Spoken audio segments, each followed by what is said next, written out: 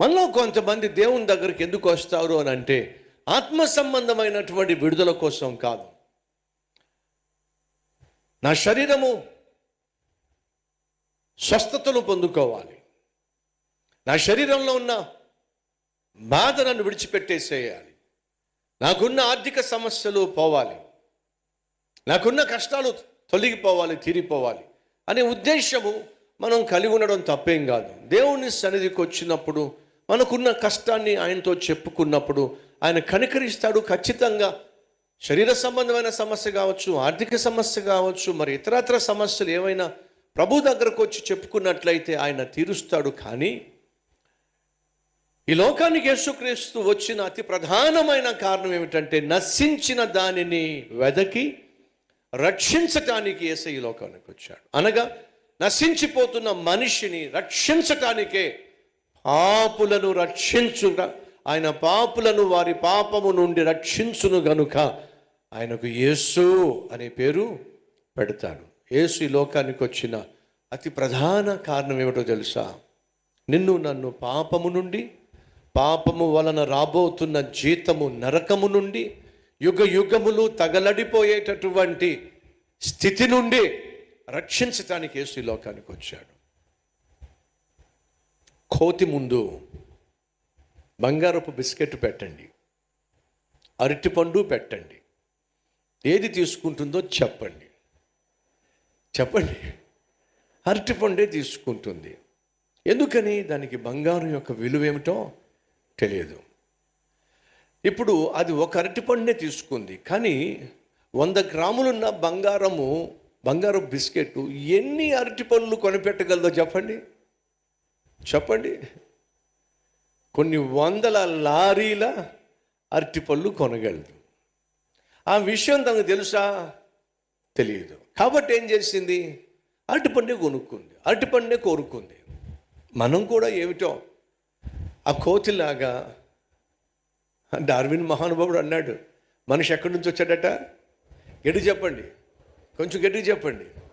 కోతి నుంచి వచ్చాడు మనిషి అని చెప్పి అన్నాడు డార్విన్. ఇది తెలుసుకున్న కోతులట ఒకరోజు సమావేశం ఏర్పాటు చేసినాయట. కోతులన్నీ కలిసి సమావేశం ఏర్పాటు చేసి అవన్నీ డిస్కస్ చేసుకుంటున్నాయట. డార్విన్ అనే పనికిమాలినోడు, డార్విన్ అనేటటువంటి పిచ్చోడు మనిషి కోతి నుండి వచ్చాడని చెప్పి లోకానికి ప్రకటన చేస్తున్నాడు, మనం దాన్ని ఎదుర్కోవాల్సిందే అని చెప్పి కోతులన్నీ కలిసి ఏం చేసినాయట?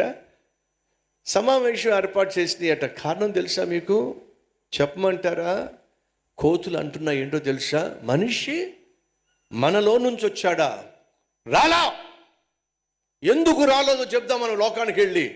ఇదిగో నా భార్య నేను ఎప్పుడైనా కొట్టానా? కోతులు మాట్లాడుకుంటున్నాయండి. నా భార్య నేను ఎప్పుడైనా కొట్టానా? మీరు ఎప్పుడైనా చూసారా నా భార్యను కొట్టడం అన్నది? అన్ని కోతులు కూడా అరే లేదు, ఎప్పుడు నువ్వు కొట్టలా. మీరెవరైనా కొట్టారా మీ భార్యని? ప్రతి ఒక్కరు కూడా మేము కొట్లా. కోతులన్నీ అనుకుంటున్నాయి మనం ఎవ్వరం కూడా భార్యను కొట్టం కదా. ఆ మనుషులను చూడండి ఎలా చావగొడుతున్నారో, భార్యను చావగొడుతున్నారు. సరే, మనలో ఎవరైనా బాగా తాగి రోడ్ల మీద పడ్డామా? మనం ఎప్పుడైనా తాగామా అనంటే ఏ కోతి ఒప్పుకోట్లా. మనం ఎప్పుడు తాగలా. నువ్వు తాగావా? నేను తాగలేదన్నా. నువ్వు తాగావా? నేను తాగల. ఎప్పుడూ తాగలా. చూసారా? కోతులమైన మనము ఎప్పుడూ తాగలా. ఒరే పెద్దోడా, నువ్వు ఎప్పుడైనా సిగరెట్లు కాల్చావా? చిచ్చి, పొరపాటు కూడా దాని జోలికి వెళ్ళా. గుట్కాలు ఏమైనా తిన్నావా? అస్సలు. ఒరే చిన్నోడు, ఇది సంగతి ఏంటి? నైట్ క్లబ్కి ఎప్పుడైనా వెళ్ళావా? చిచ్చి, నేను ఎందుకు వెళ్తాను నైట్ క్లబ్కి? బార్ అండ్ రెస్టారెంట్కి వెళ్ళావా? నేను ఎప్పుడు బార్ అండ్ రెస్టారెంట్కి వెళ్ళా. వేషల దగ్గరికి వెళ్ళావా నువ్వు? చిచ్చి, నేను ఎందుకు వెళ్తాను వేష దగ్గరికి, నాకు భార్య ఉండగా. అరే మనం ఎవరూ వేషల దగ్గరికి వెళ్ళలేదు, బార్ అండ్ రెస్టారెంట్ దగ్గరికి వెళ్ళలేదు, నైట్ క్లబ్బులకు వెళ్ళలేదు, పబ్బులకు వెళ్ళలేదు, ప్యాకెట్ ఆడలేదు. మనం అందరం కూడా ఒకవేళ మనకి ఏదైనా ఆహారం దొరికిందంటే అందరం పంచుకొని తింటాం కదా. ఒక చెట్టు మీదకి వెళ్ళామంటే ఆ చెట్టు మీద ఉన్న పండ్లన్నీ కూడా చక్కగా అందరం కలిసి కోసుకుంటాం, కలిసి తింటాం, కలిసి ఉంటాం, కలిసి ప్రయాణం చేసుకుంటాం, కుటుంబాన్ని కలిగి ఉంటాం, బిడ్డల్ని కంటాం. మీకు ఒక విషయం తెలుసా? పొరపాటున ఒక కోతి ఎలక్ట్రికల్ స్తంభం మీద షాక్ కొట్టి అది అక్కడ చచ్చిపోయింది అనుకోండి, కోతులన్నీ మీలో చాలామంది పల్లెటూరులో పుట్ల. నేను పల్లెటూరులోనే పెరిగాను. ఎప్పుడైనా మీరు చూసారా, ఒకవేళ పొరపాటున కోతి ఎలక్ట్రికల్ స్తంభం దగ్గర షాక్ కొట్టినా, లేకపోతే అక్కడ ఇరుక్కుపోయినా మిగతా కోతులన్నీ ఎలా విల్లవిల్లాడిపోతాయో మీరు ఎప్పుడైనా చూసారా? చూసిన వాళ్ళు చూపిస్తారా? ఒకరోజు టీవీలో ఒక దృశ్యాన్ని చూపించాడు. ఏంటో తెలుసా? ఒక వ్యక్తి ప్లాట్ఫామ్ నుంచి ట్రైన్ వస్తుందేమో అని ఇలా చూస్తూ ఉన్నాడు. పాపం అది రావటల్లా ఇంకొంచెం వంగి చూస్తున్నాడు, రావటల్లా వెనకాల నుంచి వస్తున్న పాపం విషయం తనకు తెలియదు. వెనక నుంచి వచ్చి కొట్టేసింది. అమాంతంగా పడిపోయాడు, తలకాయ పగిలిపోయింది, రక్తం కారుతా ఉంది. ఒక్కడంటే ఒక్కడక్కడికి వెళ్ళలేదండి. ఒక్కడు వెళ్ళి అయ్యో పాపం అని చెప్పి అనలేదండి. ఆ ట్రైన్ ఆగింది, దిగేవాడు దిగిపోతున్నాడు, ఎక్కేవాడు ఎక్కిపోతున్నాడు, కానీ పడిపోయిన వాడి దగ్గరికి వెళ్ళి పచ్చి మంచులు ఇచ్చిన వాడు అక్కడ లేడు. అదంతా కూడా వీడియోలో చూపించి న్యూస్లో ఒక మాట అంటున్నారు, ఏమైంది? మానవత్వం ఏమైంది? సగటు మనిషి యాక్సిడెంట్ అయ్యి ప్లాట్ఫామ్ మీద పడిపోతే కనీసం ఒక్కడు కూడా కనీసం లేపే ప్రయత్నం చేయలేదే. మానవత్వం ఏమైపోయింది? కోతులన్నీ కలిసి స్ట్రైక్ చేసి ఎవరినో తెలుసా మీకు? మనిషి ఎక్కడి నుంచి వచ్చాడో మాకు తెలియదు, కానీ ఖచ్చితంగా మా కోతి జాతి నుండి మాత్రం రాలా. ఎందుకంటే మనిషి కంటే మేము చాలా ఉన్నతమైన జాతి మాది. మీకు అర్థమవుతుందా? మీకు అర్థమవుతుందా? ఏమర్థమైంది? కోతులు కూడా ఒప్పుకోవట్లేదండి. మీకు ఏమర్థమైంది? కోతి కూడా ఒప్పుకోవట్లా. మనం కోతి నుంచి పుట్టామని అంటే మరి డార్విన్ మహానుభావుడు చెప్పేశాడు. కోతులు అంటేనే మనం కొట్టు చేస్తామా, తాగుతామా, ప్యాకెట్ ఆడతామా, డబ్బులు తగిలేస్తామా, భార్యను చెత్త కొడతామా, బిడ్డలను అనాథంగా వదిలేస్తామా,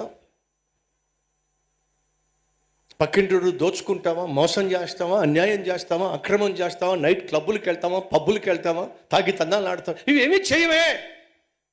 మరి ఇవన్నీ చేస్తున్న మనిషి మా నుంచి వచ్చాడని చెప్పంటే మేము ఎలా ఒప్పుకుంటాం? కోతులు కూడా ఒప్పుకోవట్లేదు. అర్థమైందా? ప్రియ సహోదరి సహోదరుడా,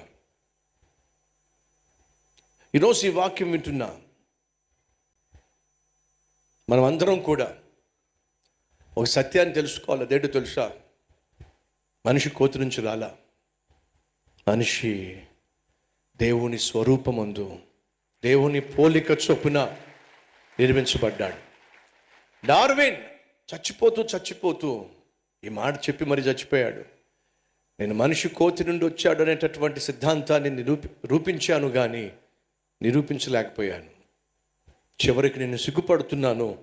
మనిషి కోతి నుంచి వచ్చాడు అని నేను ప్రజలకు పరిచయం చేయటం.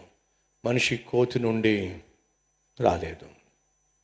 ఎవరైతే కోతి నుండి మనిషి వచ్చాడని చెప్పారో ఆ డార్వినే చివరికి ఒప్పుకున్నాడు. మనిషి కోతి నుండి రాలా. సహోదరి సహోదరుడా, మనిషి ఎలా వచ్చాడో తెలుసా? జీవము కలిగిన దేవుడు తన పోలిక చొప్పున, తన స్వరూపమందు, తన చేత్తో మనిషిని తయారు చేశాడు. తన ఆత్మను మనిషిలో పెట్టి మనిషి నాసికా రంధ్రములో ఆయన ఊపిరి ఊదగా మనిషి ప్రాణము పోసుకున్నాడు. ఆ మనిషి దేవుని స్వరూపమందు సృష్టించబడిన మనిషి ఆ దేవుణ్ణే వదులుకొని, దేవుణ్ణే కాదనుకొని, చేయకూడనని పనులన్నీ చేసి నశించిపోతున్నప్పుడు, నాశనం అయిపోతున్నప్పుడు దేవుడే దిగొచ్చాడండి నిన్ను నన్ను రక్షించడానికి. నీ ఆత్మ నరకానికి వెళ్ళి యుగయుగాలు తగలడిపోకూడదని చెప్పి రక్షించడానికి యేసుక్రీస్తు ఈ లోకానికి వచ్చాడు. సంగమా, అర్థం చేసుకో. నీ శరీర సంబంధమైనటువంటి కోరికలు నెరవేర్చుకోవడం కంటే నీ ఆత్మరక్షణ అతి ప్రాముఖ్యమైంది, అతి ప్రధానమైంది.